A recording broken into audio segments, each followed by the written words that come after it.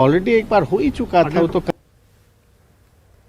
और सीधे रुख कर लूंगी मैं अपने बिहार ब्यूरो चीफ दिवाकर तिवारी का। दिवाकर, क्या ये माने कि इस मुलाकात के पीछे या जाति पर हो रही ये तमाम बात के पीछे लब्बो लुआब ये है, पार्टियों का इंटरेस्ट पॉइंट ये है कि ये सिर्फ और सिर्फ आरक्षण के इर्द गिर्द घूम रही हैं, इससे होने वाले फायदे और नुकसान को देखा जा रहा है? जी बिल्कुल, राजनीतिक तौर पे कितना फ़ायदा और कितना नुकसान होगा इसी तराजू में तौल रही है इस मुद्दे को सभी पार्टियां। आप देखिए कि क्षेत्रीय पार्टियां जो ज़्यादातर बिहार में हो या देश के दूसरे हिस्सों की बात करें, बगल का जो राज्य है उत्तर प्रदेश, वहाँ भी चुनाव होना है और वहाँ भी सामाजिक न्याय की बातचीत चल रही है। अभी जो मतदान केंद्र है वहाँ वोट पड़ेगा उससे पहले ही ध्रुवीकरण की कोशिश की जा रही है। सामाजिक तौर पे जितनी भी जातियां हैं उसको गोलबंद करने की कोशिश हो रही है। तो सवाल यही उठता है कि क्या जातीय जनगणना के बाद जो आंकड़ा आएगा सामने, कितनी प्रतिनिधित्व की कितनी जातियां हैं, क्या उसके अनुपात में विकास के काम हो पाएंगे?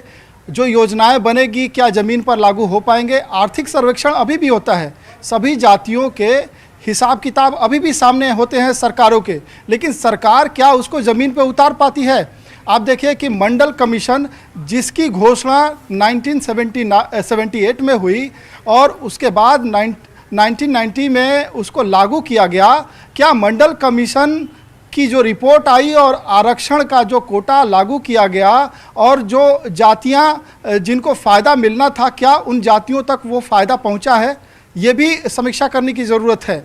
देखिए, प्रधानमंत्री की बात रही तो प्रधानमंत्री लगातार ये कोशिश कर रहे हैं कि सोशल जस्टिस के जितने भी वर्ग हैं, सामाजिक न्याय के दायरे में जितने भी वर्ग आते हैं, जो वंचित हैं, जो पिछड़े हैं, चाहे वो दलितों में जातियां हो, चाहे वो पिछड़ों में जातियां हो, इस बात की भी चर्चा हो रही है ना कि क्या आरक्षण का फ़ायदा कुछ सीमित वर्ग तक सिमट कर रह गया है या आरक्षण में जो हज़ारों जातियां हैं, आरक्षण के दायरे में जो हज़ारों जातियां हैं, क्या उन तक वो फ़ायदा पहुंच रहा है? इसीलिए रोहिणी कमीशन का गठन किया गया है। 2018 में कमीशन का गठन किया गया है और उसमें सब कैटेगराइजेशन की बात की गई है, यानी कि उसमें भी वर्गीकरण होगा।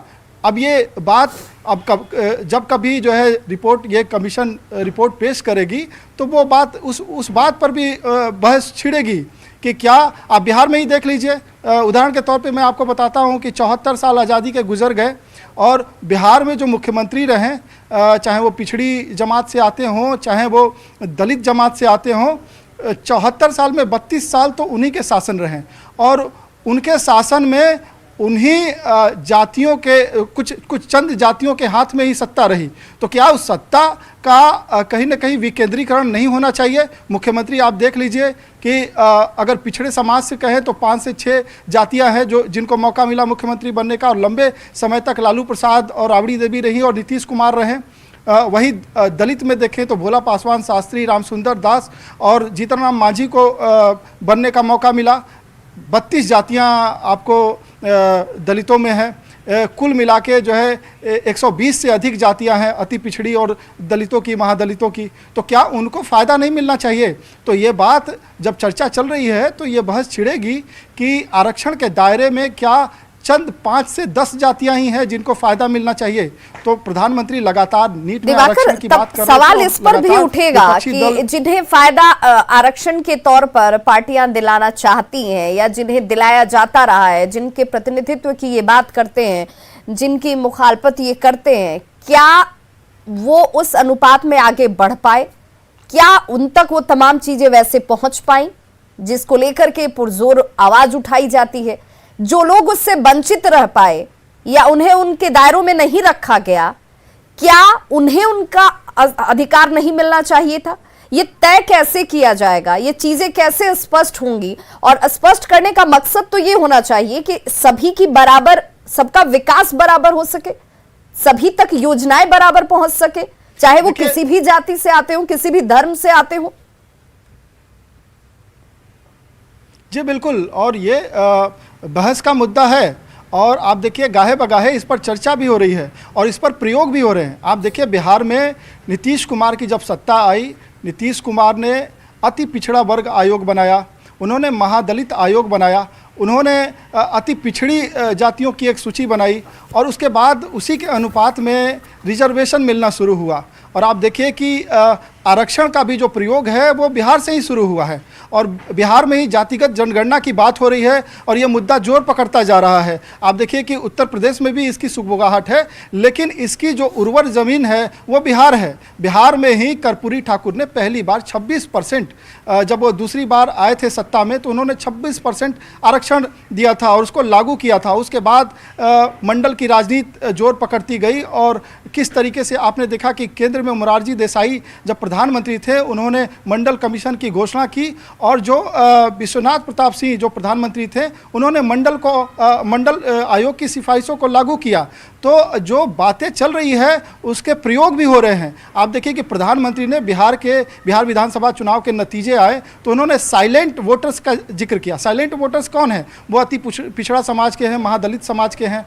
उन्होंने नारी शक्ति का प्रयोग किया। उन्होंने कहा कि नारी शक्ति और साइलेंट वोटर्स ने एनडीए को वोट किया। और आप राष्ट्रीय स्तर पे देखिए कि विभिन्न राज्यों में चुनाव हो रहे हैं, बीजेपी का वोट बैंक क्या हो, अब धीरे धीरे वो दायरा बढ़ता जा रहा है। तो अति पिछड़ा समाज के लोग वोट कर रहे हैं, महादलित समाज के लोग कर रहे हैं और यही वजह है कि बीजेपी की जो पॉलिसी है उसमें भी आप संगठन के लेवल पे देखें या सरकारों के जो है योजनाओं में देखें कि वो धीरे धीरे फोकस कर रहे हैं उन जातियों पे। लेकिन इसके बावजूद दिवाकर, जब ओबीसी आरक्षण को लेकर के बार बार ये कहें कि नीट को अगर हम एग्जाम्पल के तौर पर ले लें या फिर सरकारों में भागीदारी को लेकर के बात कर लें, चूंकि इसी का प्रतिनिधित्व पार्टियों की तरफ से ज्यादा तौर पर किया जाता है और इसीलिए ये बार मांग जाति के तौर पर भी उठती है, तो क्या अगर ये इतना आसान है, इतना सहज है, तो फिर डर किस बात का सरकारों को? इसे लेकर के ये निर्णय इतना आसान क्यों नहीं दिखता है? इसे लेकर के बार कन्विंस करने की या उसे सही तौर पर साबित करने की या डेलीगेशन को जाकर मुलाकात करने की, बातचीत करने की नौबत क्यों आती है? क्यों जरूरत इसकी है? देखिए, बिहार और उत्तर प्रदेश में अगर आप राजनीति करते हैं तो यहाँ की सियासी हकीकत है कि जातियों की बात करनी पड़ेगी, उपजातियों की बात करनी पड़ेगी और बीजेपी को भी ये बात समझ में आई है। एक दबाव बनाने की कोशिश हो रही है। आप इसके पीछे विशुद्ध रूप से राजनीति को देखिए कि उत्तर प्रदेश का चुनाव है विधानसभा का और सेमीफाइनल के तौर पे माना जा रहा है 2024 का जो लोकसभा चुनाव होगा उसका सेमीफाइनल उत्तर प्रदेश होगा और उत्तर प्रदेश की ही डगर जो है दिल्ली की सत्ता तक पहुंचाएगी।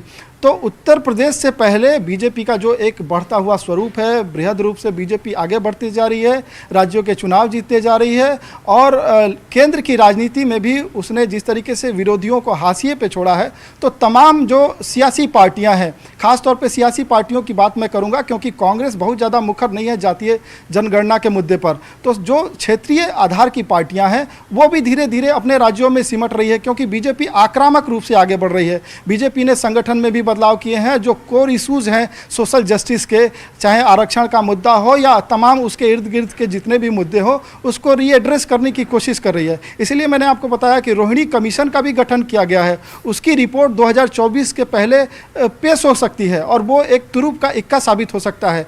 तो बीजेपी जिसका एक परसेप्शन बना हुआ है, ट्रेडिशनल वोटर्स की बात की जाती है तो कहा जाता है कि बीजेपी अपर कास्ट की पार्टी है, खासतौर पे बिहार में कहा जाता है, तो थोड़ी सी झिझक होती है। लेकिन बीजेपी के जो पिछड़े वर्ग के नेता हैं, आप देखिए कि सुशील मोदी ने किस तरीके से ट्वीट किया और बीजेपी के पिछड़े और दलित जमात के जो नेता हैं वो लगातार इस बात को कह रहे हैं कि हमारी तो मंशा है कि हम समाज के सभी वर्गों का विकास चाहते हैं। और सही तरीके से बीजेपी के कुछ नेताओं को भी हमने सुना कि आरक्षण का जहाँ तक मुद्दा है तो आप देखिए अगर मंडल कमीशन का गठन हुआ, उस सरकार में भी बीजेपी के तमाम नेता शामिल थे और उनका समर्थन था।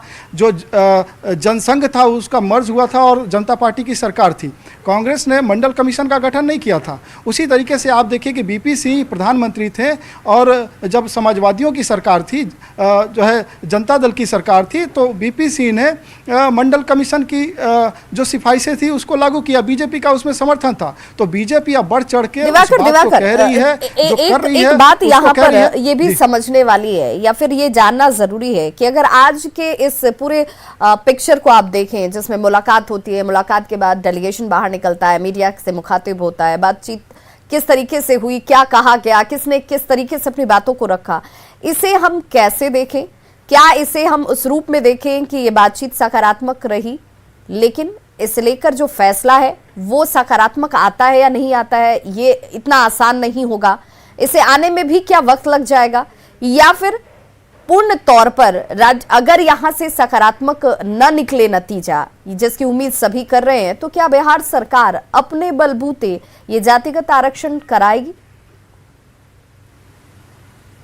देखिए, जटिल मुद्दे होते हैं, उस पर आप तत्काल किसी फैसले की उम्मीद नहीं कर सकती हैं।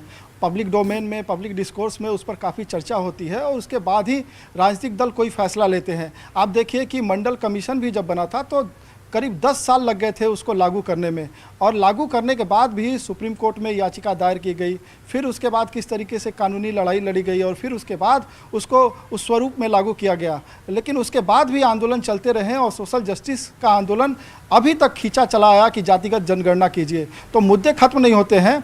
और उसी तरीके से मैं आपको बता दूं कि सब कैटेगराइजेशन के लिए भी एक कमीशन का गठन किया गया है, लेकिन उसके लिए जो मुफीद वक्त होता है, जो राजनीतिक दल है वक्त या कब होगा, ये संगठन मुफीद वक्त क्या इसके लिए अभी और इंतजार करना होगा? पब्लिक डोमेन में ये चीजें कैसे आती हैं, इस पर पब्लिक ओपिनियन क्या है, जिसे लेकर के राजनीतिक पार्टियां ये कहती हैं कि हम उसी का प्रतिनिधित्व करते हैं, उसे ही सामने रख रहे हैं, और ऐसे में ये सकारात्मक उम्मीद पर नतीजा किस रूप से आता है, इस पर हमारी निगाह बनी हुई है।